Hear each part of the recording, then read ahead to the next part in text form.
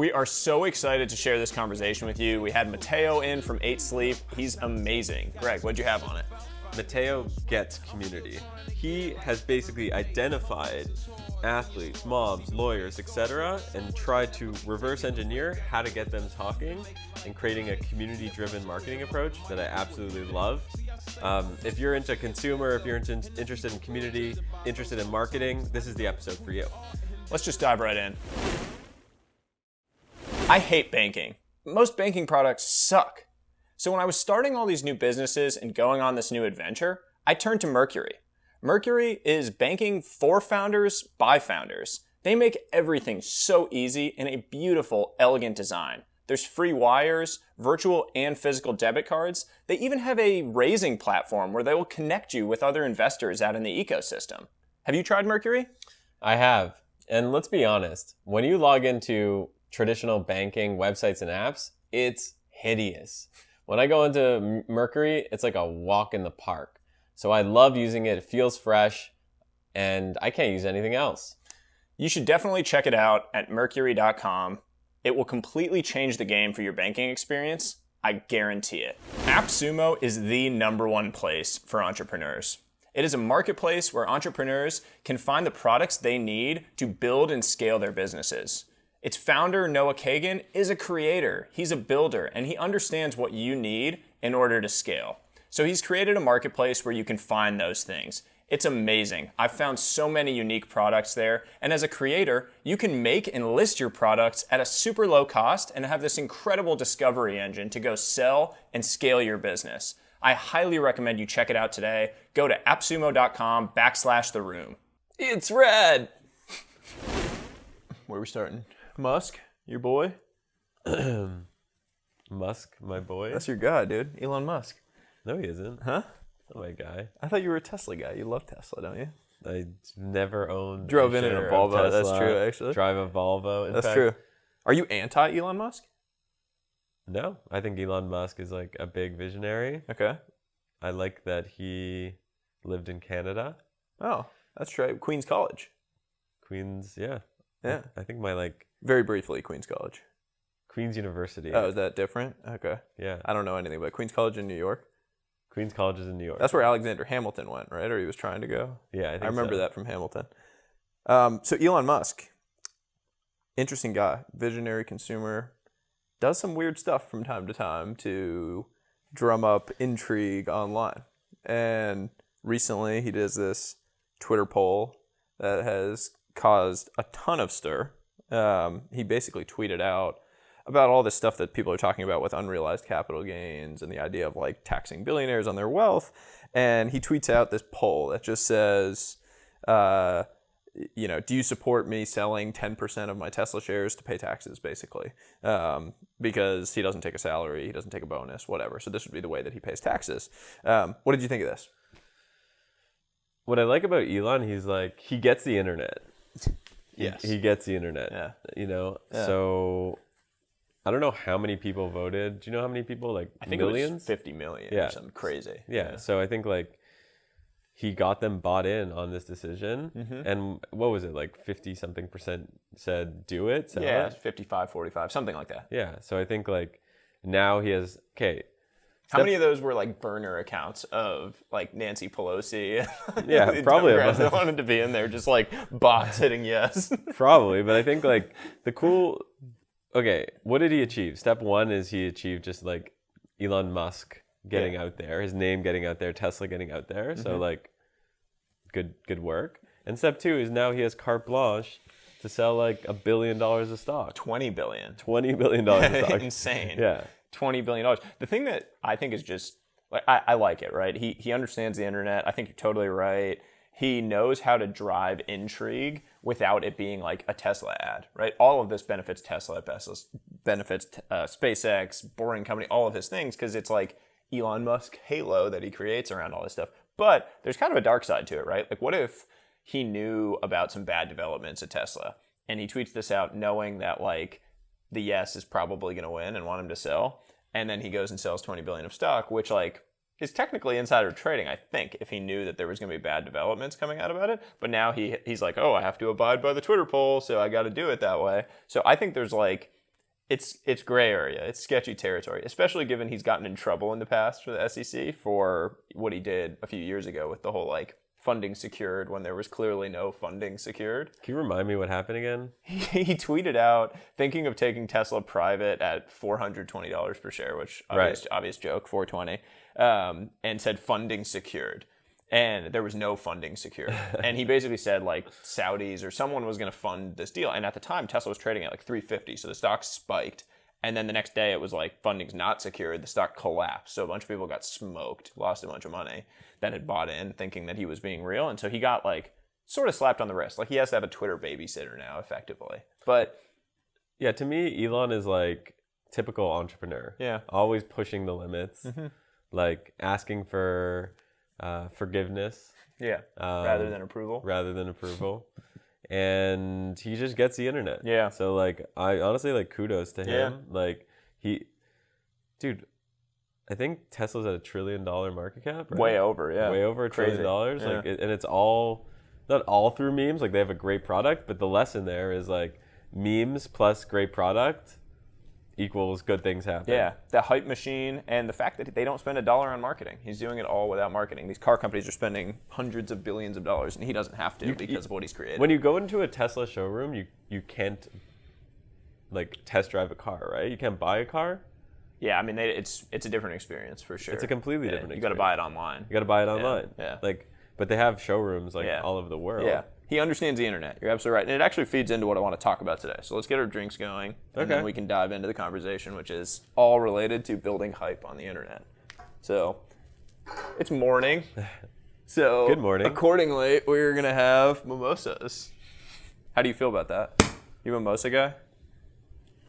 I just flinched. I like literally just flinched for no. I was like, do I trust you with like even though you that? knew this was going to happen? I've never seen you open that, you know. What did you think I was going to do? Spray you? Yeah, I didn't know. You're unpredictable. All right. So you know what this is going to taste like, so I don't feel like we need to describe the experience of drinking a mimosa. But I am excited for this because this is better than drinking whiskey at 9 in the morning or whatever time it is. So what do we want to talk about today? Building hype. Building hype. How do you build hype on the internet? Okay. In the context of MSCHF. In the context, yeah. Let's talk MSCHF. Right, cheers, man. Cheers. Oh, that's delicious. Okay. All right. MSCHF. What is it? MSCHF. For those at home. What is MSCHF? So, I think they've been doing it. A group out of New York been doing it probably for 3-4 years. Yeah. 2016 they got founded. 2016. They've done about 90 drops. Mm-hmm. And they come up with ideas for how to create hype. Yeah. And sell some stuff. So what is it? Is it a collective? Like, is it a creative agency? Like, how do you even define it? So you've seen some of their stuff, right? Yeah. Like you saw. It's epic. What'd you see? Jesus Shoes was a big one. Yeah. That was so let's actually talk about a couple of those things. So they became really well known. It's this former BuzzFeed employee, Gabriel Whaley. Starts this thing in 2016. They're like the island of misfit. Like they didn't want to fit in. They didn't want to do anything the normal way. And they started building this insane credibility and hype via these crazy drops. And they were all viral. So they did this Jesus shoe that you just mentioned, which was literally a Nike shoe. And they had taken water from the River Jordan and put it into the sole of the shoe. And they sold it like, what did they do, 1,000 of them or something? There was like very few pairs. They marketed it. It went totally viral, sold all of them out. Then they had the Lil Nas X Satan shoe, which was from his music video, Montero. And they put like drops of blood in the sole of these shoes. I mean, it was crazy. It was completely nuts. But went totally viral. Had a lawsuit with Nike because Nike was like, we didn't allow you to use our shoes to do this. They have this product, a voluntary product recall, which was like you can give your shoes back if you want, but no one did. All these celebrities are wearing them. They did the guns to swords. That was really cool. They like, if you traded in your guns, you could get them melted down, converted into a sword, and returned to you. And like Grimes took one of those swords on the red carpet, was all around. So they do this insane product drop stuff, and they sell out immediately. And there's unbelievable virality around it. And did you see their recent one? What was the recent one? with the Andy Warhol. Oh, yeah. Let's talk about this because it relates to NFTs too. It's like Go for similar it. concept. Tell him. So Andy Warhol, the artist, they bought a piece, an Andy Warhol original, for $20,000. It's like we'll post it online. It's basically like a pencil drawing. I mean, I'm not an art savant, but it looks like a pencil drawing to me. Mm-hmm. And they bought this piece, and they went and created 999 identical forgeries of it. And they like documented the whole process. You know, they pencil drew it out. They like aged the paper, made it all look exactly the same. Removed any trace of what the original was. They like put it into the stack with the 999 forgeries, and then they sold 1,000 MSCHF forgeries basically for $250 a piece.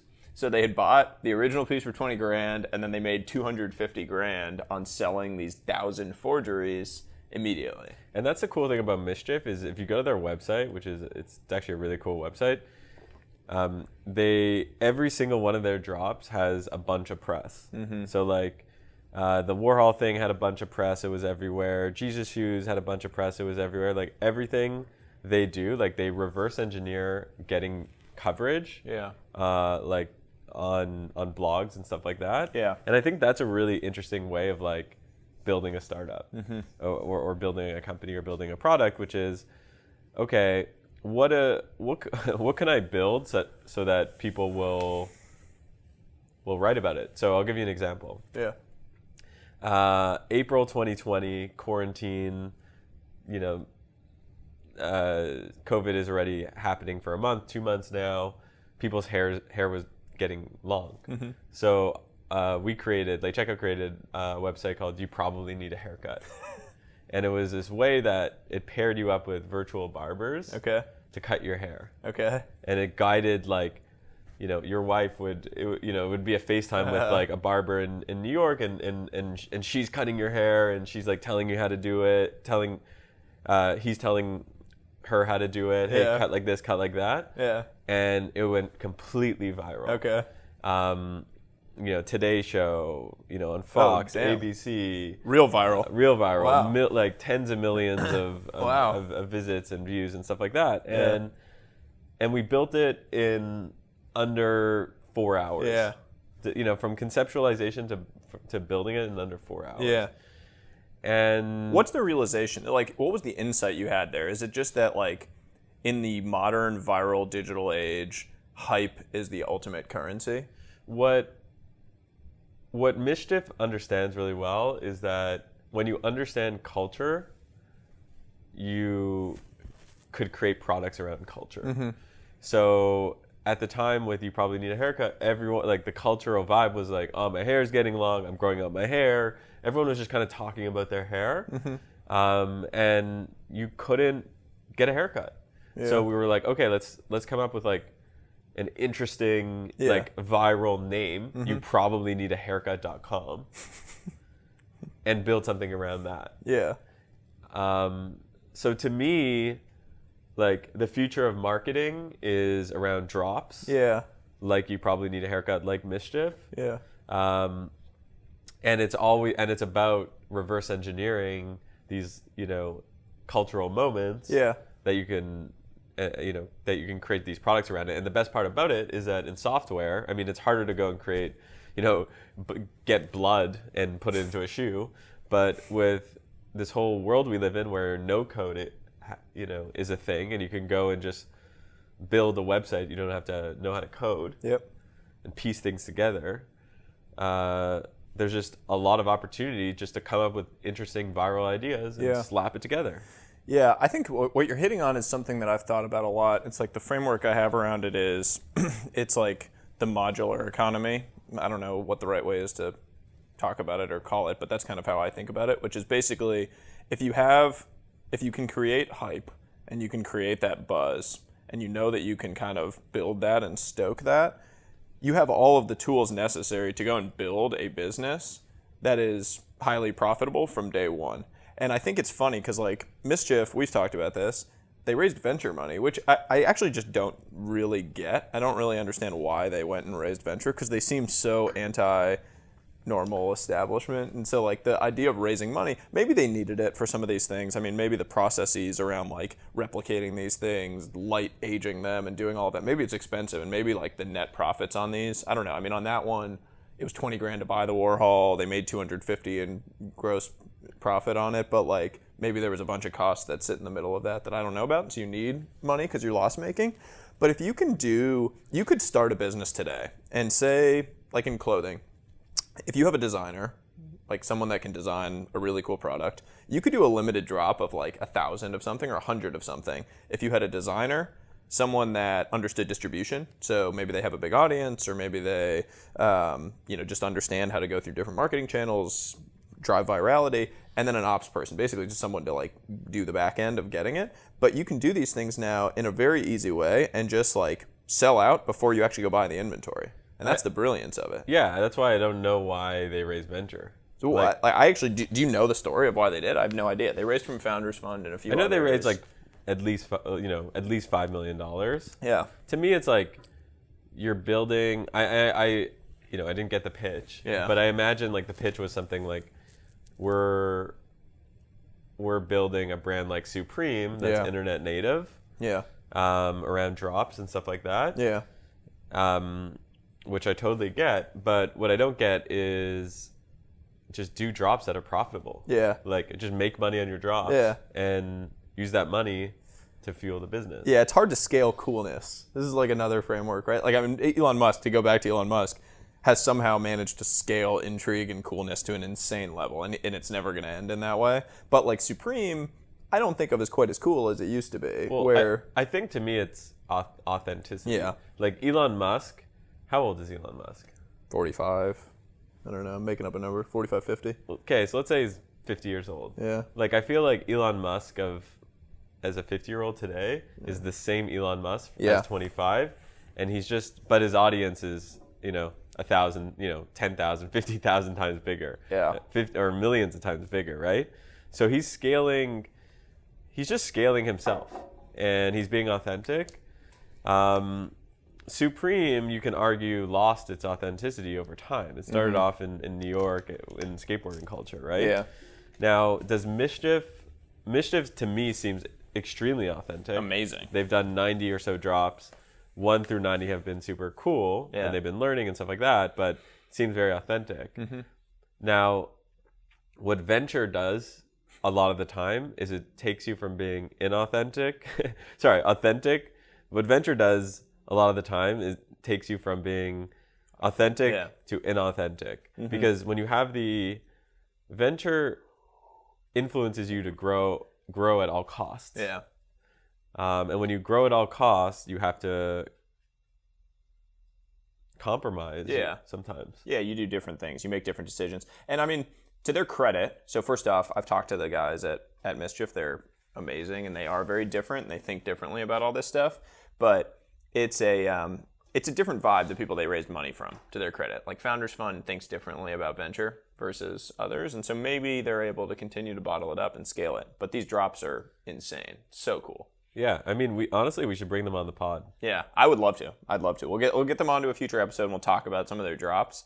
But one thing I wanted to do, because we have a guest today who understands hype and has done a really good job building hype around, what's kind of like a niche consumer product in beds and sleep, and he built out in front of a completely changing consumer perception, for lack of a better way to put it. No one really cared about sleep 5-10 years ago. It wasn't cool. It was like hustle culture was in its prime, and it wasn't cool. And so Matteo, founder of 8 Sleep, super interesting. They're building around sleep science, and they're building this hype wave in front of people actually caring about it at scale. And so I want to bring him in, and I want to talk about it with him because I think it'll be really interesting. Yeah, that sounds like a perfect person to talk to. Let's bring him in. All right. So we are so excited to welcome in Matteo Franceschetti. Did I pronounce that okay? Yeah, you nailed it. Okay, I got it. Well done.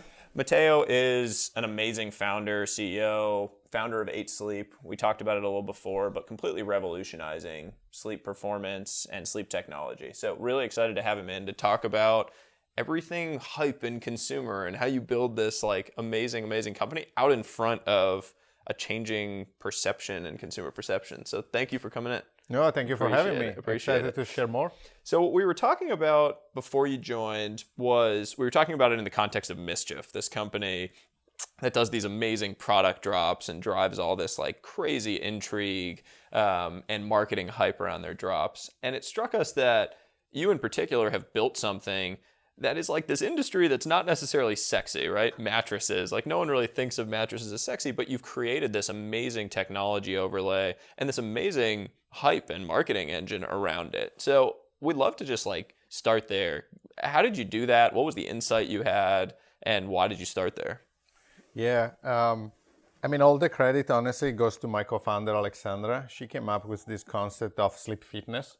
And I think that is what changed everything, right? Because you start thinking of sleep not like a boring time of your day that is just wasted, but like a moment for your body to recover.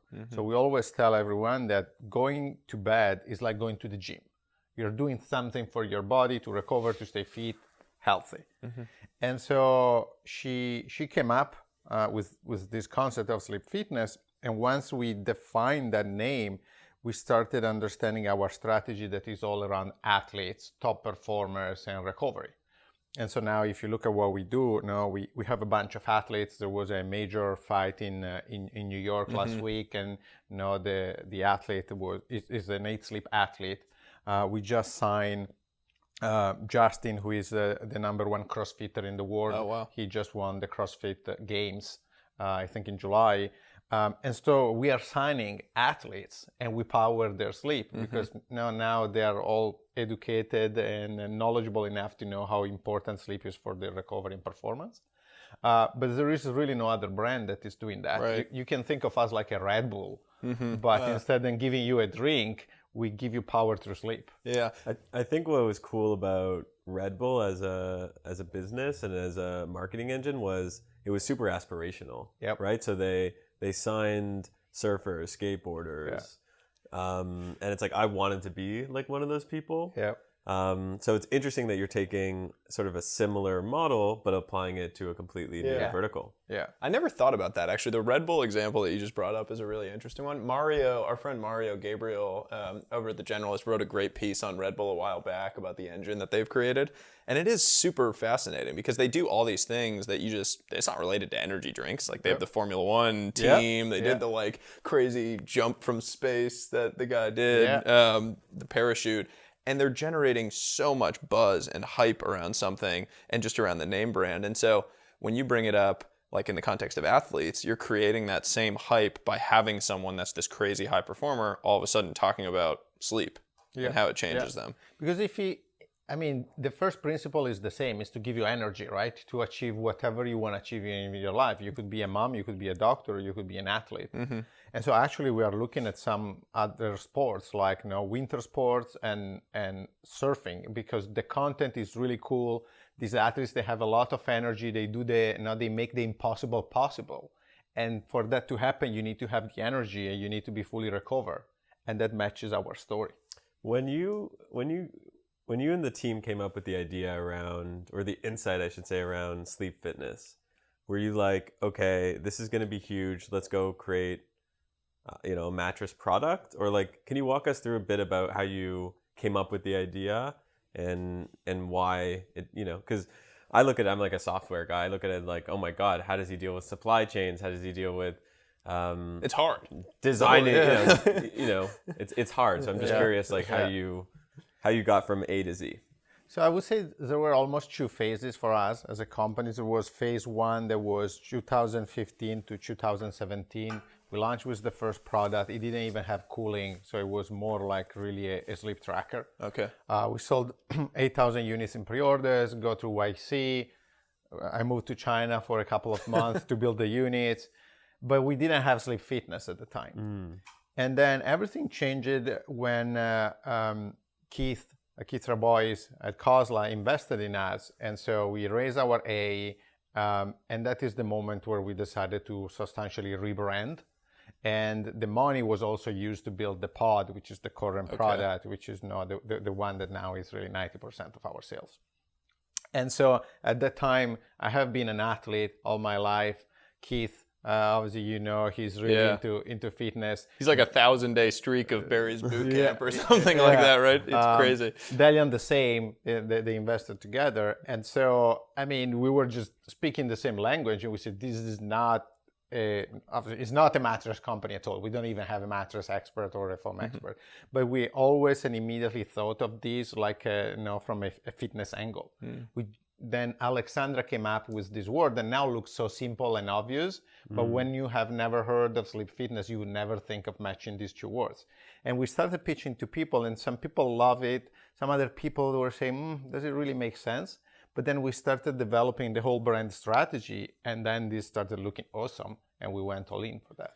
Yeah, it's really interesting when you kind of bring up like how it all played out that way, because like in every industry and in consumer in particular, there's always someone doing the same thing. And it's like, how do you bottle up something much more exciting, drive intrigue around it? Like I remember, it's probably 10 years ago now, there was this thing called the chili pad that I remember seeing out there. It was like, is a pad that had like tubes in it that you could feel, and it would put cold water into your bed.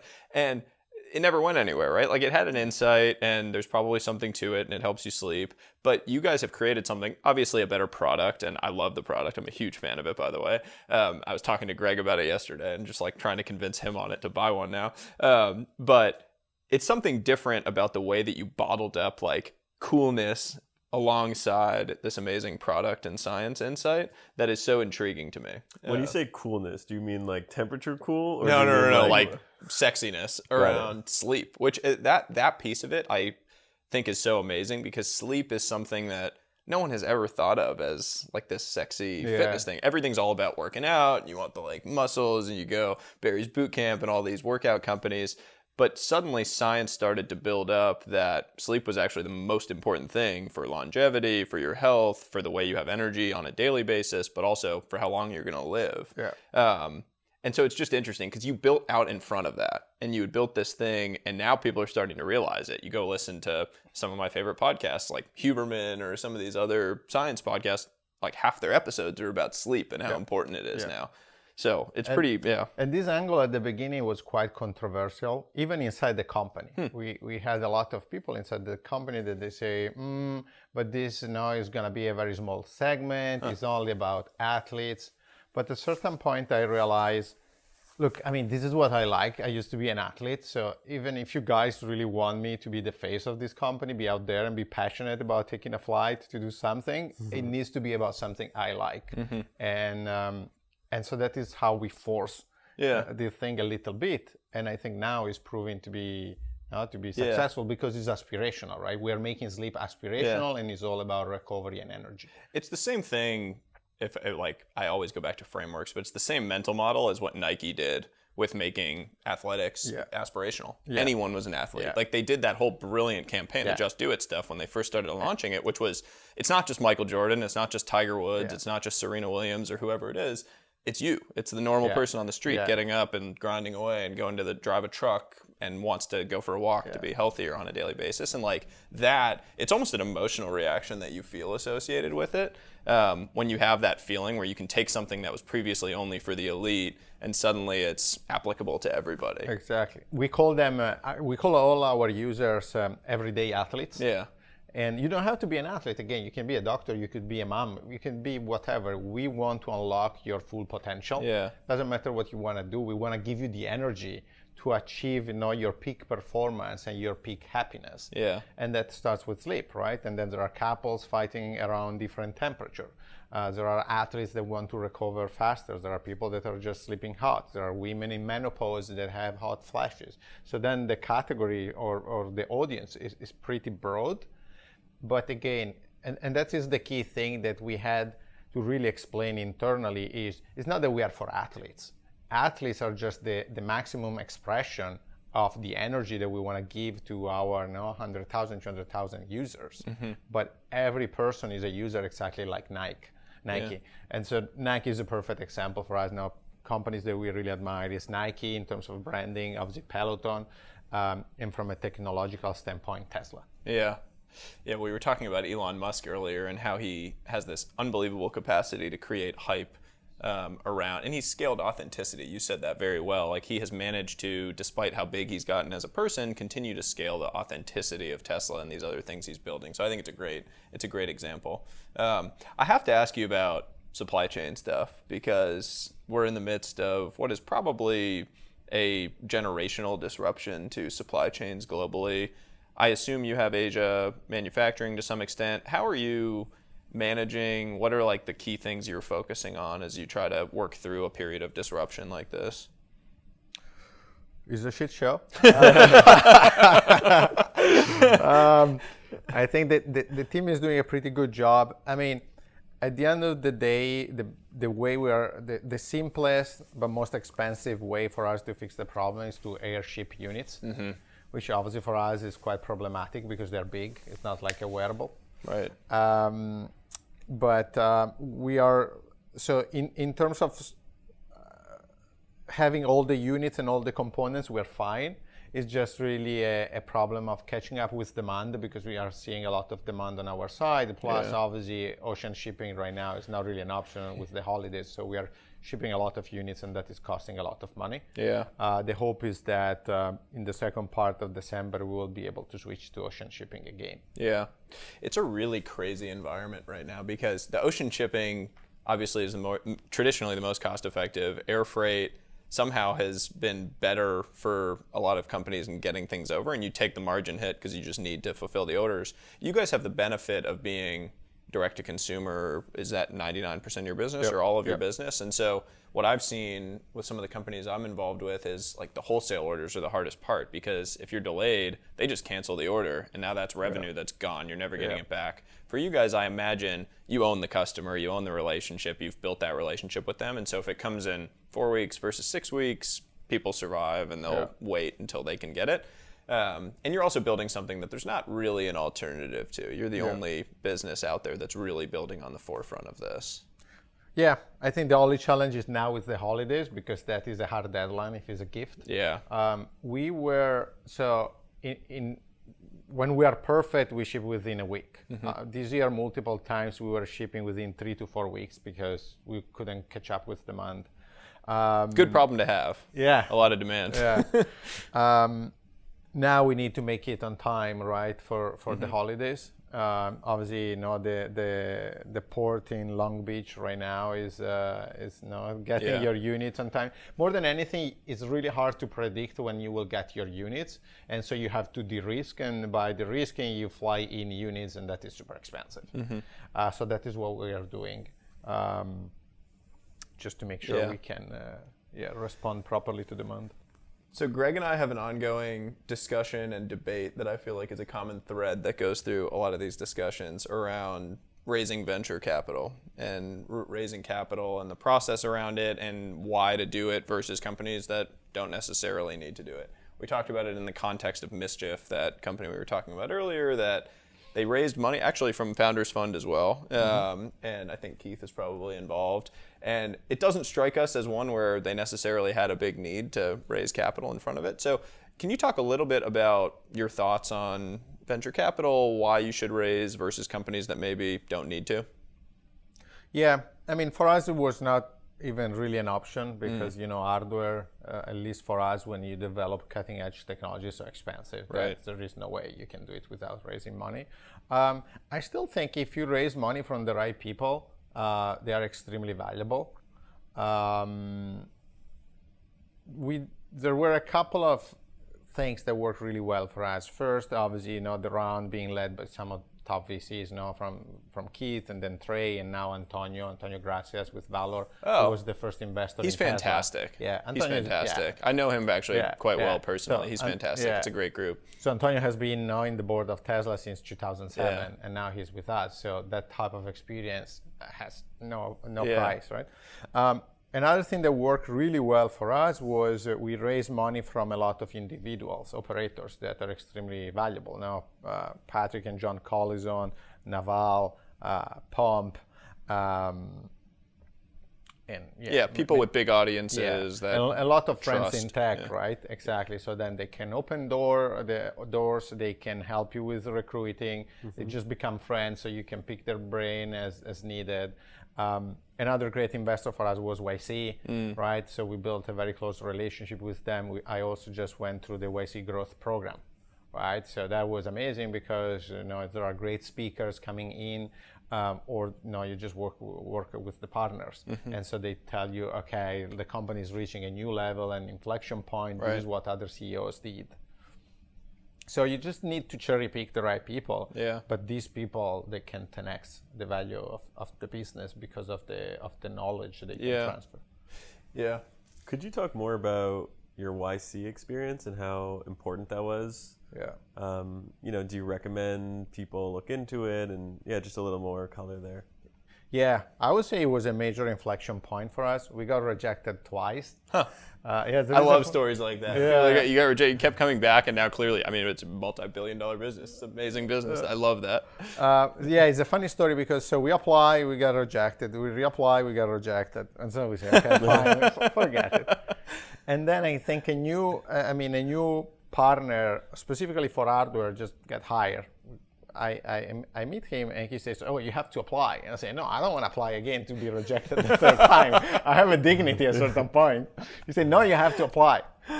So I go back and with my co-founders, we say, do we do it? Do we don't? Nah. And we say, we do it, but we apply within 1 hour, right? So we're not going to waste more than an hour on this thing. So if it doesn't work, who cares? And then we get in. But even after we apply, there is a funny story because, okay, we apply, and then if you get selected, then you have the in-person meeting, okay? And you go there, they interview for 10 minutes, but it's known that to be successful, you want to show your product. The problem is our product is freaking huge, right?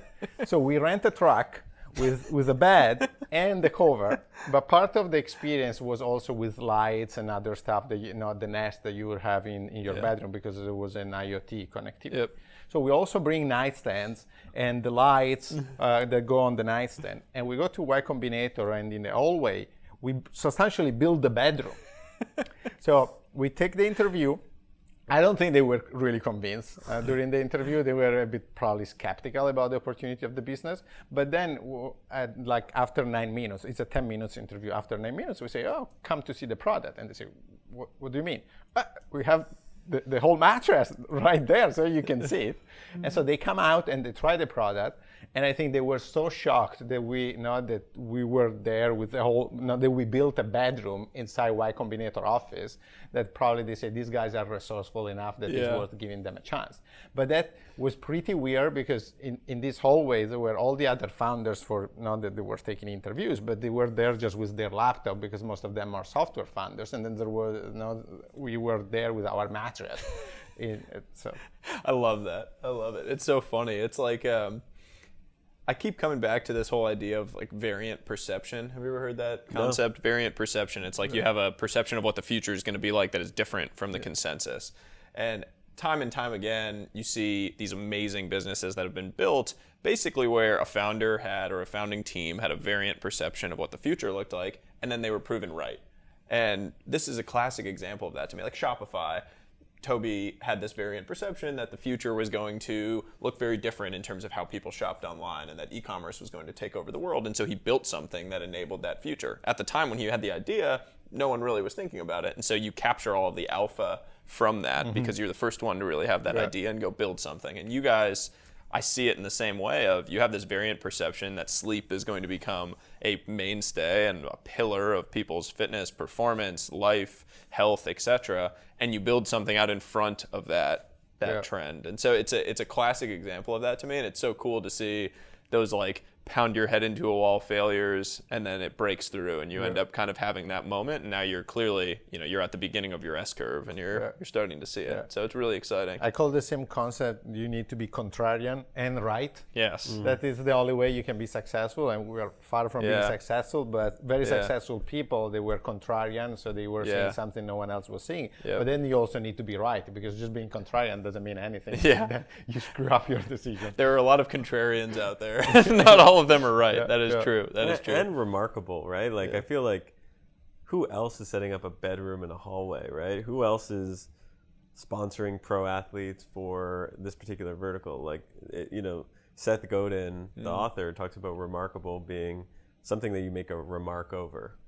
And I think that's the key to great marketing and great storytelling and it gets you far in life.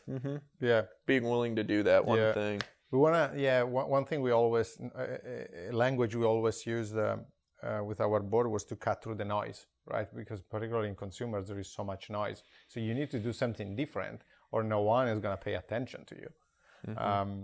And then the other thing that is working well for us is really word of mouth.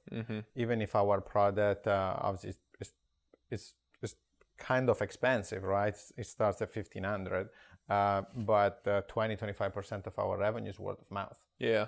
So that helps us to scale really fast. Yeah, customer acquisition cost comes down. Customer acquisition cost drops Yeah. immediately. Yeah, that's interesting. The whole idea of like driving word of mouth with consumer businesses, and how did you actually do that? Like, how did you bottle that up and kind of try to drive that as a core business strategy? Honestly, Yeah. it just happened. I could try to say that we were super smart. Yeah. I mean, I think the way we did it is because people like the product. Yeah. So at the end of the day, it's product driven. So if we deserve any credit, it's because of that. It's like in software, they talk about product-led growth. Yeah, it's like the same thing, but in exactly. consumer. Yeah. And I still think there are a lot of tactics that we are not leveraging yet that will probably accelerate word of mouth. Yeah. But the main concept is, on one side, it probably is also branding. So it's what we were saying earlier, right? People start being proud of having an 8 sleep. Like, do you have an 8 sleep? Or no, you're missing out. Yeah. Right? It's a bit like having a Tesla, obviously on a small scale. Yeah. But there is not that kind of connection with the device. Then on the other side, we're solving a problem, right? We are improving your sleep. If you sleep hot, we are helping with that. If you're fighting with your partner, like 50% of the couples, we are helping with that.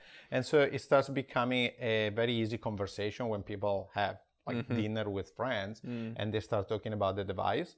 And the other thing we did, we focus, we call it concentration, right? So because it's not an impulsive purchase. And so what we do is we try to focus on specific communities and try to dominate the community. Right. And that is kind of happening in tech, where now if you go on Twitter, everyone talks about 8 sleep. And so that is driving a lot of word of mouth instead of just being a drop in the ocean in many different places. I call it narrative domination. You just dominate the narrative around a community. But it's so interesting for sleep in particular, because with a Tesla, you bring up the example of Tesla, it's a physical status signal because you see me in it. I drive around. I don't drive around my bed. You don't see me when I walk around the street. Or like even NFTs now, you can have it as your profile picture. It's like a physical manifestation, a status signal that you can put out into the world. With a bed, it's much more difficult. So you really do have to perform above and beyond so that people do naturally want to talk about it with people. I think that's fascinating. That's the challenge. Yeah, it is. It's a really it's an interesting challenge. Well, this was awesome. I know we're running up against the end of time. Before you leave, I got to ask one question, because I live in Miami. You live in Miami, not far from here. Yeah. How has the city of Miami been supportive of the business, and are you happy that you live here? Yeah, I love it. I used to be in New York, and then we moved here now probably a year and a half ago. So we were really early. But I love it because first, now the tech community right now in Miami is great. It seems to be in San Francisco in 2015, right? So I play tennis with friends in tech. I have dinner tonight with you guys and a bunch of other friends in tech, So that was probably my biggest fear when I moved here, a sort of FOMO. Well, instead, what happened immediately after, I was so lucky. There are more people here in tech than there used to be in New York. Yeah. But then at the same time, you live in a beautiful place where I can play tennis, I can do some sports. Sometimes I wake up early and I go running at the beach, and then I can keep pushing during the day to build the business. Yeah, it's amazing to see what Mayor Suarez has done in terms of fostering the tech community here. And I know Keith has been a huge proponent of Miami tech and bringing people in. And it is really cool. I mean, in a short period of time here, I'm spending time with more amazing CEOs and founders than in any other city I've been to. I was in San Francisco for 12 years. I now live in New York, and I'm down here, and I can feel the energy of it. So it is very, very cool to see. Yeah, I mean, for me, I was living in New York too before. Yeah. When I moved to Miami, my stress levels just went down. Yeah. And it's similar to like when you have a good night's sleep too, right? When you have a good night's sleep, unlocks creativity, good things happen. when Sunlight. when your stress is sunlight, like the weather, like Yeah. I feel like it's a good situation to be very creative. Yeah. And then there is also a secondary order effect where even if certain people don't live here right now, everyone is visiting within, let's say, really November to May. And people start knowing maybe now that we are here. Yeah. And so they ping you. And so these people, if you were flying to San Francisco, some of these big guys, they would never meet you because they're super busy. But when they come to Miami, then they want to meet as many people as possible. And, and so you have the chance to meet them. Right. And so there are CEOs of public companies that came here, they are sleeping on the pod. And so maybe they ping me and say, oh, Matteo, I'm in Miami. Yeah. And I had the chance to meet them, which would have never happened before. Amazing. I love it. Well, I'm long Miami, so I'm looking forward to coming back here. Thank you so much for spending the time with us. This has been a blast. Thank you for having me. Cheers. And where can people find you guys? 8sleep.com, and the pod is the Pod Pro. Yep. And it comes as a cover or as Yeah. a mattress, or Yeah. you can retrofit any mattress you have with our cover. Or if you're just looking for a mattress, you can buy the Lamborghini of beds. Just go on 8sleep.com. And I am a user, so I can personally vouch for the fact that this thing is amazing and has completely changed my personal sleep. So I appreciate you. Thank you. Thank you, guys. Awesome. Thank you. That was an awesome conversation with Matteo. Absolutely loved it. What did you have for your one big takeaway? My big takeaway was be remarkable. If you're creating a product, if you're creating a drop, if you're creating marketing, you need to be remarkable to cut the noise. Yeah, I loved that. I loved when you brought that up in the Seth Godin quote. For me, it was variant perception. Like this whole idea that you get paid for having a different view of what the future is going to look like and then being proven right. Like the whole thing, I think Matteo said it, of being contrarian and then correct. I really loved that, and I came away with that. So what do you think we can get into the community and hammer around with? I feel like we've got a lot of smart people in the community. Yeah. And I actually think we've got a lot of contrarian people in the community. So I want to know what sort of contrarian ideas that you can share that we potentially could work on together. Yeah. So just share it in the Discord. Yeah. So let's jump in the community after this episode drops. We're going to get in there with you. Let's bat around some ideas. Contrarian views of the future that we think are going to be proven right. Let's jump onto that, and we're looking forward to it. We'll see you in there. Contrarian, right, remarkable. Go. AppSumo is the #1 place for entrepreneurs. It is a marketplace where entrepreneurs can find the products they need to build and scale their businesses. Its founder, Noah Kagan, is a creator. He's a builder, and he understands what you need in order to scale. So he's created a marketplace where you can find those things. It's amazing. I've found so many unique products there, and as a creator, you can make and list your products at a super low cost and have this incredible discovery engine to go sell and scale your business. I highly recommend you check it out today. Go to appsumo.com/theroom. It's red! I hate banking. Most banking products suck. So when I was starting all these new businesses and going on this new adventure, I turned to Mercury. Mercury is banking for founders by founders. They make everything so easy in a beautiful, elegant design. There's free wires, virtual and physical debit cards. They even have a raising platform where they will connect you with other investors out in the ecosystem. Have you tried Mercury? I have. And let's be honest, when you log into traditional banking websites and apps, it's hideous. When I go into Mercury, it's like a walk in the park. So I love using it. It feels fresh, and I can't use anything else. You should definitely check it out at mercury.com. It will completely change the game for your banking experience. I guarantee it. Join our free community at trwih.com.